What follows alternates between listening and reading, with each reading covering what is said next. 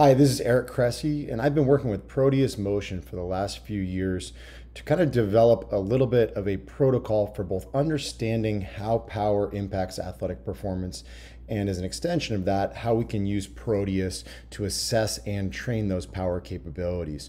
One of the outcomes of this interaction with an up and coming company that's really looking at things in a unique way is that we've developed a unique Proteus power test, which is something that we've tested in the trenches with a lot of our professional, college, and high school athletes to build out some substantial sizes.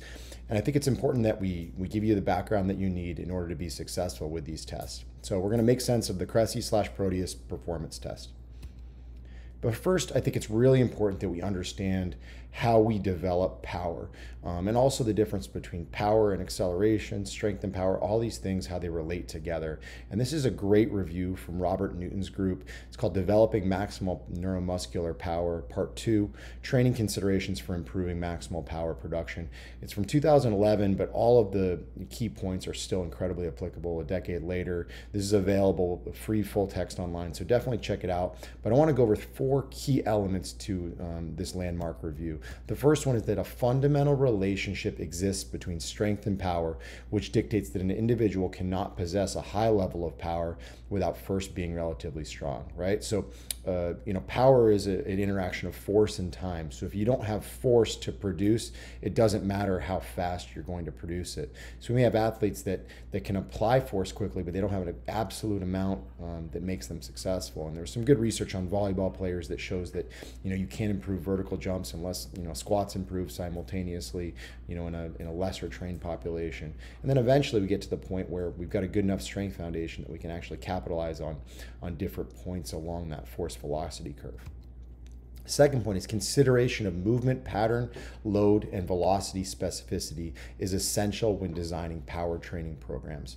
So this has a few different implications. The first thing is we recognize that throwing a shot put is going to be different than throwing a baseball, right? A 5-ounce implement is going to be a lot lighter than a shot put. So there may be different training implications for how we deal with baseball players versus shot putters.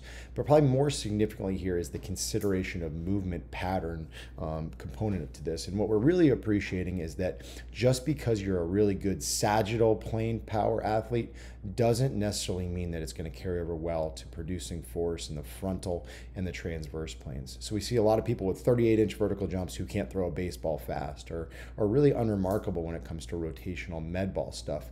And this is because they aren't necessarily proficient working in different planes of motion. So just like balance and proprioception are very skill specific, power development definitely is as well. So if you want to be a powerful rotational athlete, you have to train rotation. Third, it's vital to consider the individual athlete's window of adaptation for each neuromuscular factor contributing to maximal power production when developing an effective and efficient power training program. A training program that focuses on the least developed factor contributing to maximal power will prompt the greatest neuromuscular adaptations and therefore result in superior performance improvements for that individual. So we have absolute speed, that's running, jumping, change of direction, things at a lighter external load or no external load. It might just be body weight. At the other end of the spectrum, the absolute strength end of the continuum, that might be squatting or deadlifting really heavy. And then we fill in the cracks. Maybe it's jump squats at 30% of 1 rep max as more of a speed strength. And then, we shift a little bit towards the strength end of the continuum. And it's Olympic lifts, which are more of a strength speed dynamic. So we have to figure out where is the athlete deficient on this continuum. Typically, if they're very untrained, they're very naturally elastic, when they don't have a huge background in weight training, we need to shift them all the way to the absolute strength end of the continuum so that they can eventually come back and benefit from all these different entities. Conversely, if we have a power lifter who's been lifting really heavy stuff for a long time, and we want to turn that power lifter into a high-level athlete that has to run fast, jump high, change directions, we probably need to bring them over to the absolute speed end of the continuum, both to train those specific power qualities, but also to develop elasticity through the tendons, the fascial system, you name it. So train where people haven't been to get the best adaptation. And then Fourth, a key consideration for the long-term development of an athlete's power production capacity is the need for an integration of numerous power training techniques. This integration allows for variation within power mesocycles and microcycles while still maintaining specificity, which is theorized to lead to the greatest long-term improvement in maximal power. So in short, this is periodization, right? If we look at our competitive athletes, there are going to be times of year where they train more on certain portions of the continuum and times of the year when they train at other ends of the continuum. So in the early off season, I'm not going to spend a whole lot of time doing absolute speed stuff with our baseball players because they've done so much of that during the season. Their lowest hanging fruit is to go and attack the absolute strength side of things in that off-season dynamic so that we can set the stage for having plenty of force, so that we want to train strength speed and speed strength and absolute speed as the off-season progresses. We're in a better position to have force impacting that equation. So these are four things you really have to consider. And what's key in the context of Proteus is it slides really well in on the absolute speed, speed strength, and strength speed sides of things, which traditionally have been really hard to train in rotational athletes, particularly because medicine balls, the line of pull goes up and down, and we want to apply force side to side. So it gives us more specificity with respect to movement pattern than we've previously been able to get in those middle grounds for rotational athletes. And this is a way to kind of just demonstrate some of these things we just talked about, is that functional strength is the foundation for all of this. You need to have force to apply to create joint stability. Mobility is your ability to get into a position or posture that's heavily dependent on stability, on top of the actual range of motion of the joints. You can't have power unless you have strength. And these four entities really create a scenario where you can develop the mechanics, whether it's hitting or throwing, that's right for you. And then you can start to do more of the sexy stuff, the pitch design stuff, where you manipulate the baseball a little bit differently, or you start talking about approaches for a hitter at the plate. And these are certainly things that can be discussed in different capacities across different sports. But this pyramid has to be built like this. You can't flip it upside down, which is what we often see with young athletes who want to attack pitch design when in reality they can't do a bodyweight lunge, or they don't have any element of rotational power. It's kind of like going to calculus before you've taken algebra. It just doesn't work. So we talked about this a little bit earlier, but power is very plane specific. And this study came out from Graham Lehman back in 2013. And what was interesting about it is he actually found very little correlation between sagittal plane power initiatives and throwing velocity. So in other words, just having a good vertical jump didn't mean you could throw a baseball very fast. They found that lateral to medial jumps were consistently correlated with high throwing velocity, and they also found that a rotational med ball throw for distance was something that predicted velocity. So what we need to do is we need to make sure that our power training is plane specific in the context of our sport. And we look at this absolute speed to absolute strength continuum, as I alluded to earlier, at the far left you have things like sprinting and plyos if we were developing an elite sprinter, and then to the far right we have more your conventional strength training exercises. Jump squats would be a speed strength exercise. Olympic lifts might be a strength speed exercise. So we have these options for kind of spanning this entire continuum. If we have an untrained college basketball player who's never done really anything except for play hoops, we're going to go all the way over to the absolute strength end of the continuum. We're going to get him a lot stronger. And before you know it, a year or two into his college career, he's benefiting from more Olympic lifts, more jump squats, just because we make it a priority to go to his lowest hanging fruit, his biggest window of adaptation. Now we take this and apply it to pitching all the way to the absolute speed end of the continuum is long toss, bullpens, flat ground drills, these things that take place with 5-ounce baseballs, rotational patterning, and still strength training is at the far right. But what do we do to fill in the cracks? Well, historically, we train speed strength, with rotational stuff, with weighted balls, and then strength speed would be medicine balls, maybe 4 to 8 pound rotational stuff. Not a ton of resistance, but we can't load them like crazy because the impact of gravity is up and down, and we need to produce force against resistance rotationally. And this is where Proteus is really helpful. You can train it at speed strength, lighter loads moving faster. You can train it at strength speed, heavier loads moving a little bit slower. You also have options, things like the Versa pulley for overloading the eccentric portion of it. Where I really like Proteus is we can train it incredibly frequently because it's predominantly concentric resistance. So it doesn't make athletes really sore. And just like medicine ball stuff, I'm always surprised at how much we can train athletes without it, beating up on the joints. So what does the research tell us? It shows that training rotation is better than just lifting and playing your sport. So David Szymanski has done some tremendous research for the Journal of Strength and Conditioning Research over the years, and this is all the way back in 2007. They did a 12-week study of high school baseball players, average 15 years of age, so obviously not a heavily trained population. One group lifted and hit, and the other group lifted, hit, and did a 3 times a week med ball program. And when they looked at group 2, which did all 3, they found greater improvements in angular hip and shoulder velocities, bat end velocity, dominant and non-dominant torso rotational strength, and medicine ball hitter's throw than group 1. So really this is a signal that we have to train at these different points on the continuum. All the way to the left is the hitting, all the way to the right is the lifting. The med ball program basically slid in as your speed strength / strength speed stuff right in the middle to really capitalize at all these important points along that absolute speed to absolute strength continuum. And I would argue that they probably developed a lot of elasticity from both contractile elements and non-contractile elements. So, the fascial system is working in conjunction with the muscle and tendons. So with that said, we're going to jump ahead and start talking about how we take this information and apply it to some of our Proteus power reports.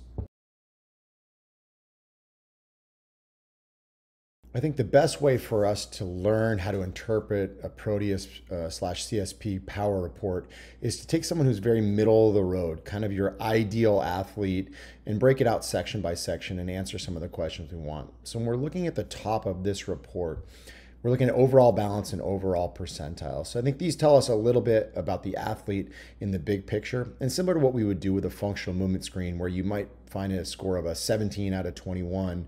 It tells you the athlete's globally a pretty good mover, but you definitely want to dig in deeper to see if there's a really bad straight leg raise or a brutal overhead squat, something along those lines. So we want to look big picture, and then we want to break it out by some individual entities. So this particular athlete's a 6'3", 225-pound college baseball player. At the time of this test, actually was drafted thereafter, so now is playing professional baseball.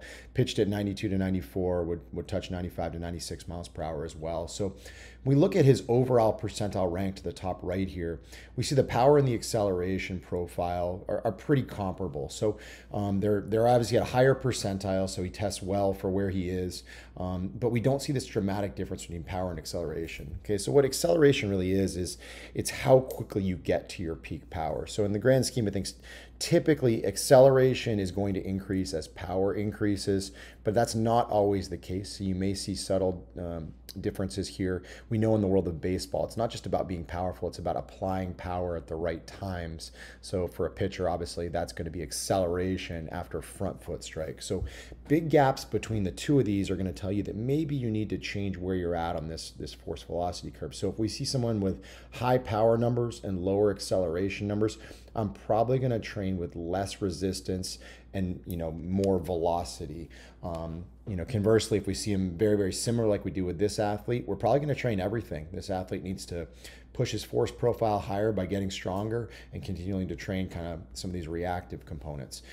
If we look at overall balance, there's about a 4.5% difference between sides and power, something that's totally within normal range. I generally only get a red flag when that's 10 or 15% difference between the two. And then acceleration, you typically will see better acceleration on a dominant side. So on this one, I'm probably not as concerned if it's below 20% difference, just because athletes are more efficient with respect to developing their peak power quickly on a dominant side. As we scroll a little further, we break this out by upper body, core, and lower body. So the upper body gives you, both a general perspective on how they work in that region of their body, but I also like to look at it as a way to assess whether we have athletes who may have, hefty differences between sides in arm strength. So if we see someone who, tests really, really poorly on their dominant side compared to their non-dominant side, that's gonna be concerning for me. So I look at D2 extension and flexion. So if I see that his left side, which was his non-dominant side, is substantially lower than his right side, it's not nearly as concerning as if I see the opposite, where his dominant side is really poor. So he tested the 80th percentile on his right side for extension and 88th percentile on his right side for flexion. So he's looking pretty good. And you go to the left side, 68 for extension and 92 for flexion. Not really a surprise there, just because extension is something that gets trained really, really hard during the acceleration phase of throwing. So I would expect him to be substantially better on his throwing side. So just look for giant differences between the two. You'll also get some acceleration numbers. I don't necessarily concern myself as much with upper body acceleration as I do with some of the stuff we see further down. So as we scroll down, we're looking at core power. This for me, if I can only look at one individual test on a given power report, I'm probably going right to this plyo straight arm trunk rotation versus straight arm rotation without the counter. So when we talk about counter versus non-counter, all we're looking at is how well does this athlete use elasticity to create power, right? So you'll see some athletes that really muscle up and move things, and they'll be really proficient on a non-counter, versus athletes who are really elastic. They'll blow the things out of the water on the counter. So what we want to see in typical athletes is a 10 to 20% greater counter movement. So in other words, they should be better on the plyo trunk rotation. And you look at him, he's right in that range. He's 11% higher in his counter. And my experience has been that athletes actually test a little bit better on this with each subsequent test as they get a little bit more familiar with how to, rapidly transition, but it's also a function of how we train them. So big red flags for me is if I see an athlete who's substantially higher on his counter than he is on his non-counter, that tells me that's an athlete who's strong and not very elastic. So something you definitely want to keep an eye out for. And then lastly, you head down here, you can look at lower body power and acceleration, just checking to see if you see substantial differences, unilateral versus bilateral. And again, as you work your way through, you're going to get these overall percentile ranks, which tend to be really, really good when we're talking to middle school, high school kids that may be testing on this, and we can put them alongside our more advanced college and pro athletes, just to give them a frame of reference for where they stand from a percentile rank, how they push these general athleticism numbers up so they can enhance some specific sport disciplines. So just gives you a feel for what a typical power report is. So start by looking at overall balance, overall percentile rank, and then start to break down the individual test. Look at counter versus non-counter. So we're trying to decide, is an athlete strong? Is an athlete weak/slow? Is an athlete elastic? And is that athlete asymmetrical? Now that we've had a chance to look at how to interpret a power report in a general sense, we're going to look at some specific breakout ones on unique cases. And they aren't necessarily unique, but they represent different extremes that we have to appreciate. So this first athlete we're going to show you is an older athlete who's got quite a bit of major league time, but just honestly needs to get back to the basics of training strength and in turn power. What we see is his overall percentile rank for power is 64th and his acceleration profile is 58th percentile.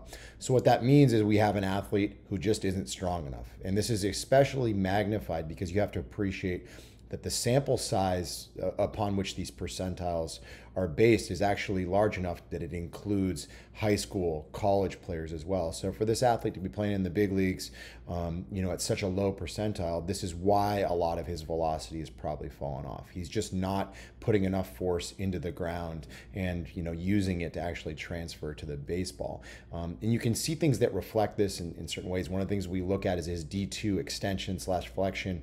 40th to 61st percentile on his dominant arm.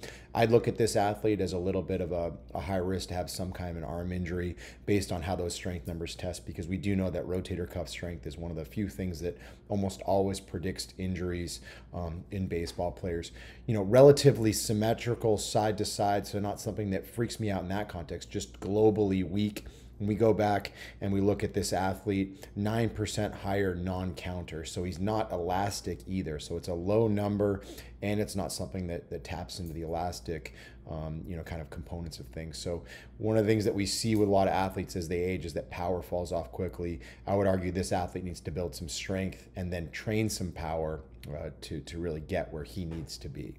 Now, if we go to a next example, we're actually going to go to the absolute other end of the spectrum, and we're going to take an athlete who's really strong. So this kid is a 100-mile-per-hour arm, big old 6'8", 250-pound athlete who moves some serious weight. As a frame of reference, the first day he walked into a weight room, I saw him do a split squat with a front squat grip with 315 pounds for 6 reps per side. So moves some big boy weights and also has the power production to accommodate it. When we look at him, he's got a pretty substantial difference in power side to side, 23%. Like I said, when I start seeing these numbers be up in the 20s, it gets me a little bit more concerning. Interestingly, for those of of you who are familiar with the Posture Restoration Institute, he's one of the more extreme left AIC, right BC patterns I've seen. Very low right shoulder, very adducted right hip. So he's someone who is definitely asymmetrical in the way that he moves and gets in and out of one hip versus the other. Interestingly, the acceleration on his right side is not as extremely different as I would expect it to be on his left. So I think the upside for this athlete in particular, especially because his acceleration at 88th percentile is lower than his 94th percentile power, is probably going to be to train at a lower point on that force velocity curve. So use lighter weights and focus on moving them really quickly. I think it will help him. One of the things I think is also intriguing is how this athlete might respond to some kind of an intervention with some PRI-driven hip shifting drills, things to basically get him into that left hip and out of the right one prior to testing. I think we'd actually see a little bit of a change in the power dynamic in terms of balance, just because we could probably get him back to a more neutral alignment from which to apply force. We look at it more specifically, upper body 96th and 97th percentile, core 98th percentile, lower body 82nd percentile. Probably a lot stronger than that, but does have a history of some low back issues that probably make it harder for him to test well on some of these lower body tests, especially being a big guy. So I don't place a whole lot of faith in that particular number. But when we come back and we look at this counter versus non-counter, he's 2% higher on his non-counter. So this tells me this is an athlete who is strong. And when I take that and I put it alongside his slightly lower acceleration numbers, it tells me that he's got to get to the velocity end of that force velocity curve. We've got to take the loads, make them lighter, and move them really faster to the point that he's up in the 10 to 20% range on his counter movement being higher than his non-counter movement. So in general, we just want to make him more elastic, both via the musculo-tendon units, but also via that fascial system. And I think you'd find that in the process, he'd probably become more symmetrical just because it's more athletic movements. And then last but not least, I want to show you a little bit of a unique scenario. We don't see these nearly as much. This is an elastic athlete. So it doesn't have a big difference in terms of power or acceleration side to side, but does have a big difference between power and acceleration. So he's 76th percentile, which is pretty good in terms of power, and a little bit lower in acceleration. So this could be due to a few things. Some athletes are just learning the test, so I would definitely want to retest him and see if his acceleration improves on subsequent ones as he gets more accustomed to the pattern. Relatively symmetrical side to side with his upper body, particularly the arm care and the press and the row stuff, so no big concerns there. But as we work our way down just a little bit, we look at the core. This is the one that jumps out at me big time. We look at his plyo straight arm trunk rotation versus his non-counter straight arm trunk rotation. He tests a ton better with the counter, 22% higher. So that's one of the better numbers that you'll really see. Like I said, standard is going to be 10 to 20%. So what I'm thinking for this athlete is that we really know how to use the elastic components of things. So I'm probably, when I first look at him, I'm going to spend some time getting him stronger, trying to push that power number up. And typically when power goes up, acceleration is going to go up as well.